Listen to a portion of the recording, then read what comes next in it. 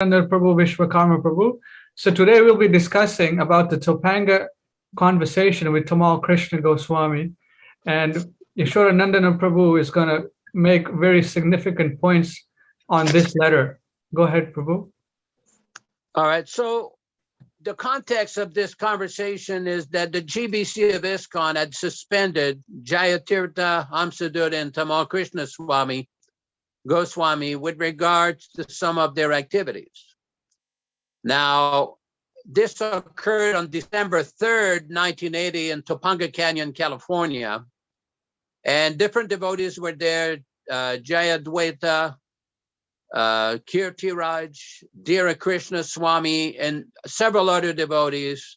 And there was a general discussion about the whole situation in ISKCON with what a lot of devotees were considering the appointed gurus. This terminology of appointed guru was never coined by Srila Prabhupada. This came from this late secretary himself. So what we're going to do here is we're going to quote different excerpts from the conversation and make comment on it. This is from page number 12 in our document, where the late secretary said, actually, Prabhupada never appointed any gurus. He did not appoint 11 gurus. He appointed 11 ritviks.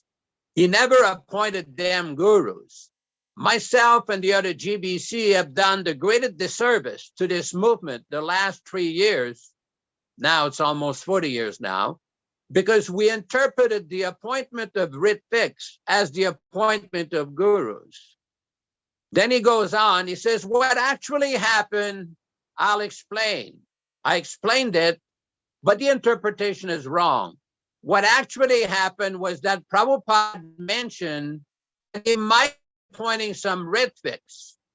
So the GBC met for various reasons, and they went to Prabhupada, 5 or 6 of us. This obviously is referring to the May 28th conversation where they met with Srila Prabhupada, asked him different questions of the role of GBC, society, and initiation issues. We asked him, Srila Prabhupada, after your departure, if we accept disciples, whose disciples may be? Your disciples or mine? Later on, there was a piled up list for people to get initiated, and it was jammed up. I said, Srila Prabhupada, you once mentioned about ritviks. I don't know what to do.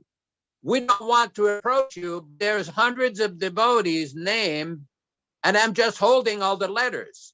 I don't know what you want to do. Now, one comment I would like to make here is that Tamal is saying that Prabhupada mentioned that he might be appointing some ritviks. Now, we do know when we look at all the available conversations from the Bhaktivedanta archives, between the month of April till the 28th of May, that we cannot find any of these other recorded conversations where Prabhupada is mentioning that he might be appointing some ritviks. So this raises the issue, why was it not recorded? If it was not, if it was recorded, where are these recordings? Because these are very important conversations that were likely to have taken place. We do know there was one conversation in Bombay where Prabhupada discussed the breakdown of the Gaudiya Math, and Srila Prabhupada alluded that he might be appointing some gurus. But Prabhupada also mentioned to be careful, because Prabhupada says if you cheat, it will not be effective. Rubber stamp will not be effective.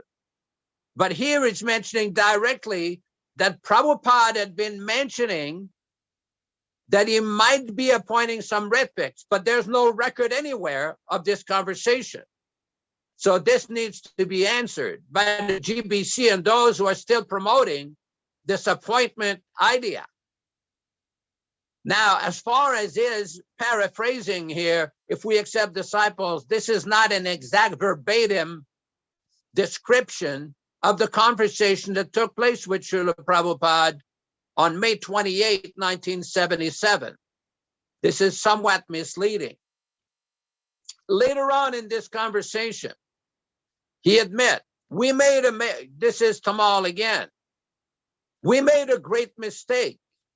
After Prabhupada's departure, what is the position of these 11 people?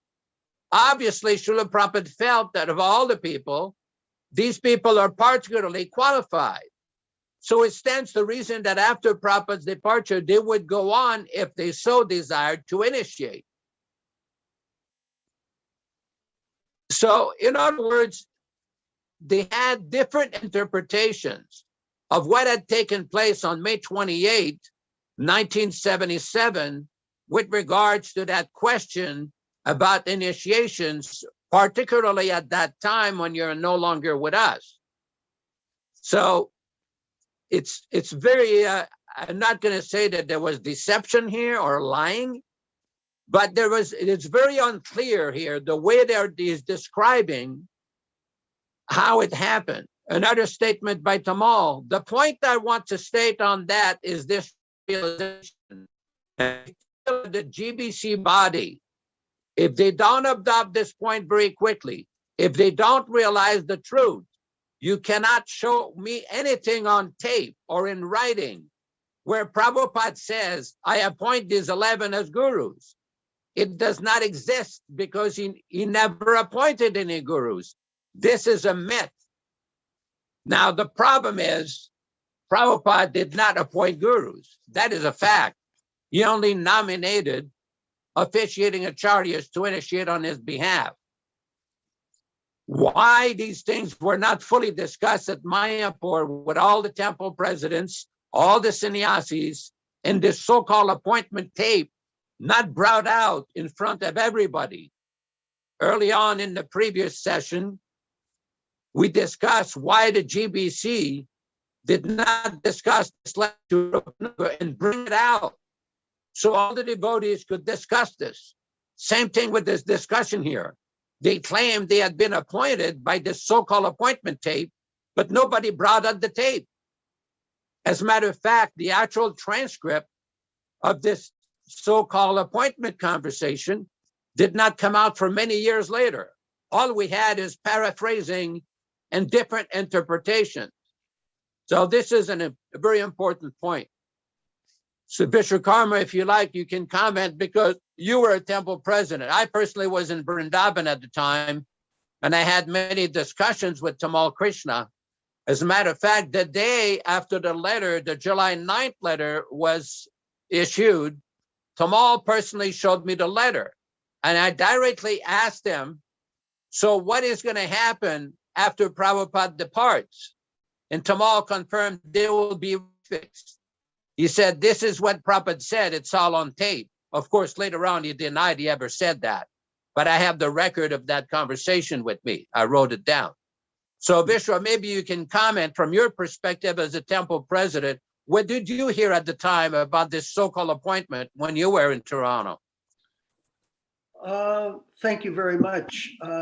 Actually, I did receive the letter in the mail, and it was in my file.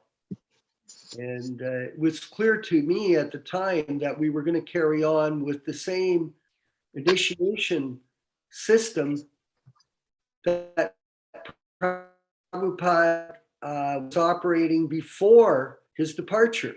In other words, we would be initiating on behalf of Srila Prabhupada. There's a lot of misunderstanding of the term ritvik. In fact, as you all know, the word ritvik now has become like a dirty word, a swear word amongst the ISKCON people.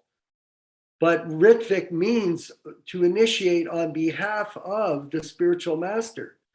This ritvikism claim against devotees that are trying to focus Prabhupada as the center of the mission is a great offense by them. It's a distortion of the truth. Because after Prabhupada's demise, Yashoda Prabhu, we know that 11 people were appointed as officiating initiators, officiating gurus, but they became zonal guru acharyas. And look what happened to all of them. Now, Jayatirtha was slain by one of his disciples. Kirtananda was beaten by one of his disciples with a pipe. Tamal Krishna died an unfortunate death, leaving Mayapur, claiming he was going to come back and be the next head of ISKCON as the acharya. And then he was killed in a car accident. Harikesh blooped with his massage therapist, and then he got married to another woman and stole money. Yasodananda is promoting women gurus and homosexual marriages. So some of the devotees, our godbrothers, recognized this mistake. I had a chance to speak to Romeshwar, and I also had a chance to speak to Hansaduda before he passed away. And both of them admitted to me personally that this initiating guru system was a myth, just like Tamal had admitted it. So 3 of them have admitted it. I'll read, for your interest, everyone, the letter that Hansaduda wrote subsequently in September 93, September 20th, 93, a public apology. Actually, September 20th, 93. My birthday's on September 19th. So, dear devotees, please accept my humble obeisances.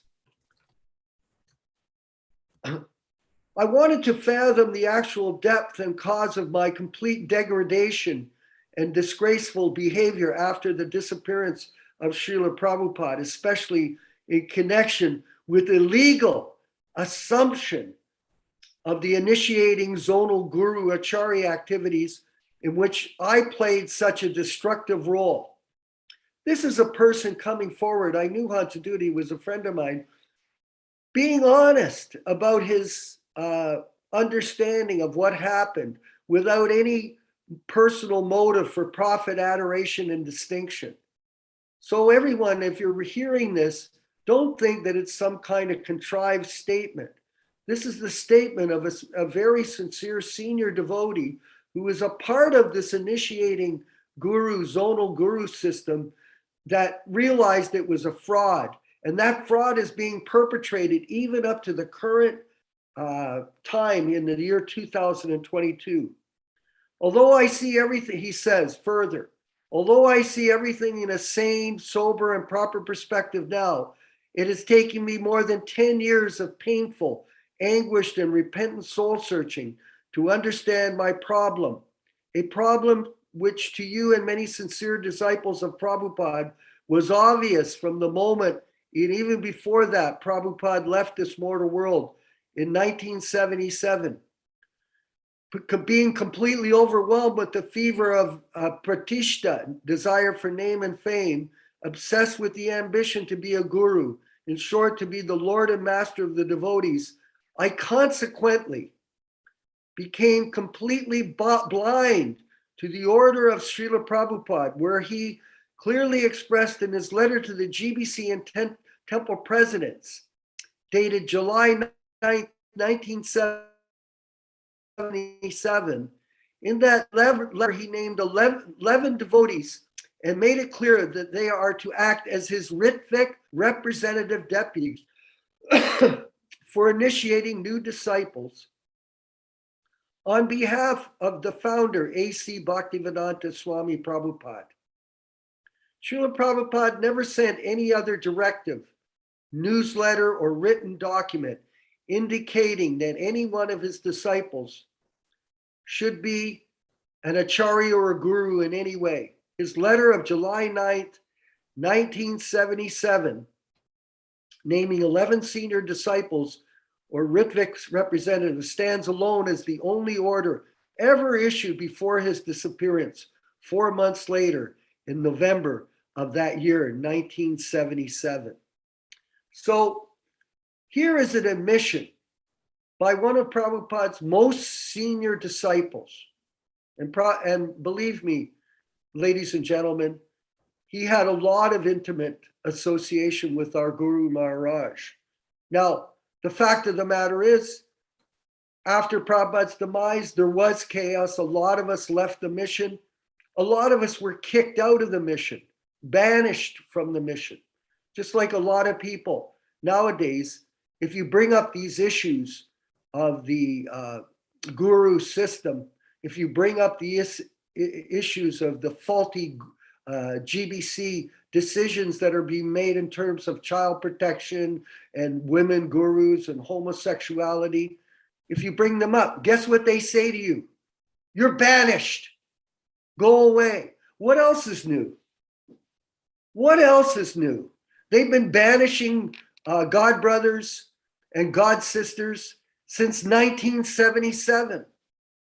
And in this particular case, speaking in the relation to Hansaduta, before he left the planet, I spent some time with him on the phone. He was completely fixed on Prabhupada's Leela. And all he could do was discuss the pastimes of his relationship with Srila Prabhupada. And from his personal behavior, every day, he was simply engaged in distributing books and spreading the Sankirtan mission. So you can say that Hansaduta for some period may have had trouble. We've all had trouble. And there is such a thing as rectification, and there's such a thing as getting back on track. And in this case, Hansaduta got back on track. He wrote the submission, and everyone should listen to this carefully and understand this is the truth of the matter in terms of the faulty elected ecclesiastical elected guru system, which Prabhupada never approved of in any letters or conversations, either prior or post his demise. One quick point here is that Prabhupada criticized this appointment or elected system very in the Chaitanya Chaitamrita, and Yashoda Prabhu can comment on that in a bit. But I have one question here to Yasodananda Prabhu. To this Topanga conversation where Tamal Krishna is admitting that he was not qualified to be a guru, he was qualified to be an officiating acharya. Was this ever brought to the attention of the rank and file devotees all across the world, or was it buried under the sand in just a few months after it came out? Well, one thing is that Tamal did not admit that he should act as an officiating acharya. He just said they had not been appointed. Same conversation, he said, well, we just became gurus. It's certainly a contradictory argument that they were saying. On one hand, soon after Prabhupada departed, they were claiming Prabhupada appointed us as Diksha gurus, as his successors. When many of us started to question, well, when did this appointment take place? Some of them realized it's maybe a little difficult or very difficult to try to prove this. So then they issued a contradictory narrative. Well, everyone can become a guru after their guru departs. We just became gurus. And simultaneously, they were preaching, no, Prabhupada appointed us as gurus. So it's a major contradiction. With regards to that Topanga Canyon conversation, that particular transcript was produced by Dhira Krishna Swami, who had his own tape recorder, recorded the conversation, got it transcribed, and got it distributed. What the GBC did after that is confiscate any copies they could get their hands on, trying to suppress that conversation because it was not in line with the prevailing party line propaganda, their GBC basically misrepresentation with regards to their appointment. Because what happened is that after that, Tamal started to basically revert back to his old party line that had been apparent to DNN. It's called The Full History of Tamal Krishna Goswami on January 7th, 1999. It says, by a group of sad witnesses. Basically, it analyzed all the twists and turns of Tamal Krishna's position over the years on this guru issue, which next week, when we have a discussion, we can discuss all of this in detail. Because although he admitted on Topanga Canyon that disappointment was a myth, he went back to promote again this falsehood that they had been appointed as Diksha Gurus. And some members of the GBC are still promoting this nonsensical idea. One thing I wanted to address is a conversation that a lecture by Srila Prabhupada in Vrindavan in March of 1972, March 10th, 1972, where Prabhupada describes the position of the acharya, the empowered pure devotee acharya. As Krishna is free from all reaction, similarly, Krishna's devotee who wants to satisfy Krishna only is also free from all reaction. Therefore, Krishna says, acharya mam vijanayan na avamanyana karichit. Srimad Bhagavatam 11, 17, 27. The acharya is as good as I am, Krishna says. Na avamanyana karichit. Never neglect him. Namartya buddhya suyeta. Never be envious of the acharya, thinking him as anything of this material world. Acharya mam vijanayan. Therefore, acharya's position is as good as Krishna. Sakshada ritvena samasta shastra. Acharya is always cautious that he may not be subject to criticism. But who criticizes the acharya? He becomes immediately offender because he's playing the part of acharya. He plays as far as possible. But sometimes for preaching work, he might have to do something which is not consistent. But if he's criticized, then that man who criticizes, he becomes, of course, he must be acharya, not a bogus. Ordinary man cannot transgress the laws, but Krishna and his representative acharya might be sometimes seen that he has transgressed. Therefore, Krishna says, acharya mam vijanayan. Vaishnavera kriya bhumudra vigneha na bhujaya. In the Chaitanya Charitamrita, Vaishnavacharya, his activities is not understood even by the wisest man. Vaishnavera kriya mudra vigneya na bhujaya. Brahmani upasrama shrayam. Acharya Guru is completely surrendered to Krishna. Then Prabhupada goes on describing the position of the acharya. This is from a conversation in Vrindavan on March 10th, 1972. It's quite significant that Prabhupada is saying those who criticize the acharya, even if he has done something that he has transgressed in their collective wisdom, when they criticize Prabhupada for his ritvik representative acharya. Prabhupada explained a very dangerous position. This was compiled by Damagosh Prabhu. Another quote that Damagosh Prabhu provided, it says, acharya gives some way for simple understanding.